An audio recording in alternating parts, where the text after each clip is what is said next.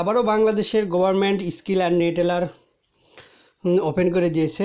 So এখন আপনারা easily Neteller আর স্কিলে ঢুকতে পারবেন, কোনো প্রবলেম হবে না। আমি আপনাদের দেখাচ্ছি, দেখেন এই যে স্কিল অ্যান্ড নেটেলার ইজিলি ঢুকতে পারবেন। আপনারা ট্রাই করে দেখেন, ঢুকতে পারবেন।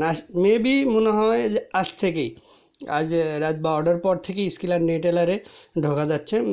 আগের যে প্রবলেমগুলো ছিল সেই প্রবলেমগুলো সলভ করছে। যাই হোক,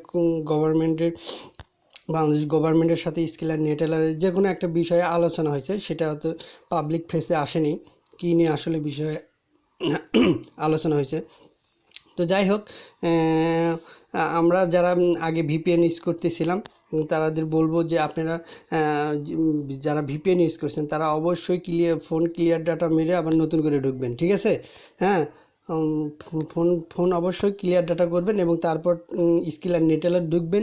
দেখবেন যে ইজিলি আপনাকে নেটেলার আর স্কিলে সাইটে প্রবেশ করতে পারবেন। তো আপনি একটা কথা বলে রাখি, যারা নেটেলার অথবা স্কিলে ডলার ট্রানজ্যাকশন করতেছেন তাদের জন্য একটি কথা, যে আপনারা আর ভিপিএন ইউজ করবেন না, ঠিক আছে? ভিপিএন ইউজ করবেন না। যদি ভিপিএন ইউজ করেন তাহলে আপনার অ্যাকাউন্টের 100% প্রবলেম হবেই।